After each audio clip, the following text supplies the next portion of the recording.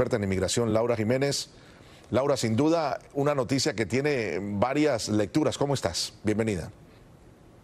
Muy bien, ¿y tú? Buenas tardes a todos. Muy bien. ¿Cuál es tu primera impresión sobre esto? Bueno, mi primera impresión sobre esto es que es algo que veníamos esperando. Vamos a recordar que hace un tiempo atrás también la administración Biden intentó implementar restricciones adicionales para el asilo como la regla del tercer país y que esto fue parada provisionalmente por un tribunal federal. Y ahora, bueno, tenemos esta nueva medida para ver si logran controlar el flujo de inmigrantes irregulares en la frontera. Esta nueva medida entra en efecto inmediatamente.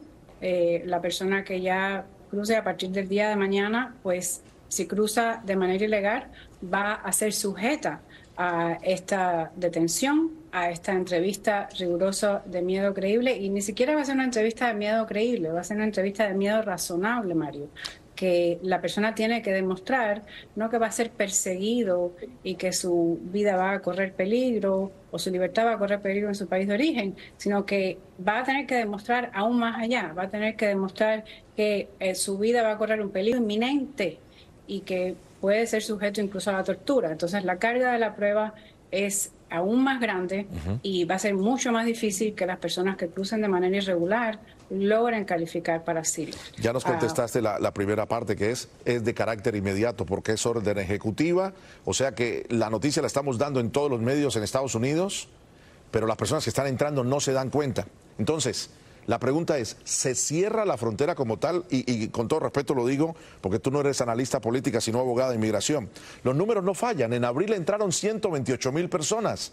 Entonces, el presidente dice, si pasa 2.500, la cierro. El tema es que 128,000 dividido en 30 o 31 da 4,000 personas al día. Con todo respeto, Laura, la frontera está cerrada y la gente no se ha enterado. Es lo que, bueno, la frontera no está, legalmente la frontera no está cerrada, Mario. La realidad es que la frontera está abierta, está regularizada bajo esta cita de CBP1, y si la persona no aplica su cita y no obtiene su entrevista en la frontera, pues entonces no va a calificar para asilo bajo esta nueva orden ejecutiva, pero no está cerrada en el sentido de que las personas que han cruzado ilegal hasta el momento pues han sido liberadas dentro del territorio nacional para esperar una fecha de corte en Estados Unidos. A eso me refería. Yo decía los números. Si la cierra cuando pasen 2.500 y en promedio el mes pasado de abril pasaron 4,000 al día, entonces a eso me refería, ¿no? Haciendo como una analogía. Ahora, ¿qué va a pasar? ¿Cómo afecta esta norma a cubanos, venezolanos, nicaragüenses? Los digo porque viven en tres dictaduras que tienen una razón para llegar a pedir asilo y llegan a través de México. ¿Qué va a pasar con ellos? Bueno, las personas que lleguen a través de Cuba, Nicaragua y Haití van a ser... y Venezuela van a ser devueltas a México, y México, de acuerdo a este tratado y a este pacto que tienen los dos gobiernos, pues va a ejecutar estas deportaciones a estos países de origen. Las deportaciones de otras nacionalidades, lamentablemente, las va a tener que ejecutar Estados Unidos directamente a través de los convenios internacionales que existen. Ahora bien, si una persona entra de manera legal con su cita de CBP1, no va a estar sujeta a este número limitado, ¿ok?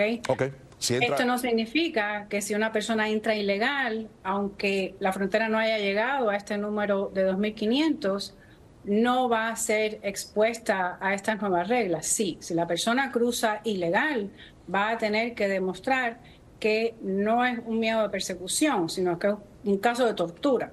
La carga de la prueba va a estar mucho más alta, y yo dudo mucho que la mayoría de los inmigrantes logren demostrar una carga de la prueba tan alta. Ahí está, ahí está. Todo considerando que muchas de las personas que vienen al día de hoy cruzando la frontera, sobre todo centroamericanos, vienen por razones económicas y no por razones protegidas en todas las categorías de asilo.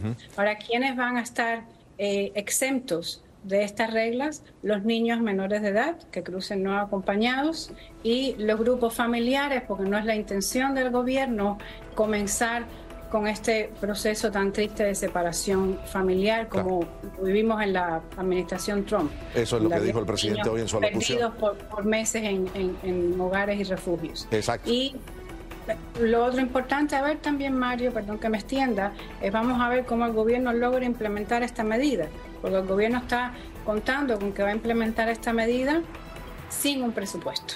Ahí está. Y si reconociendo que tiene la necesidad de contratar a los oficiales de asilo, y fue lo que dijo, jueces y lo demás, y a los jueces adicionales. Lo dejamos para la próxima porque hay mucho de qué hablar de esta noticia que es muy grande. Gracias, doctora. Muy amable por estar con nosotros. Buenas tardes. Gracias.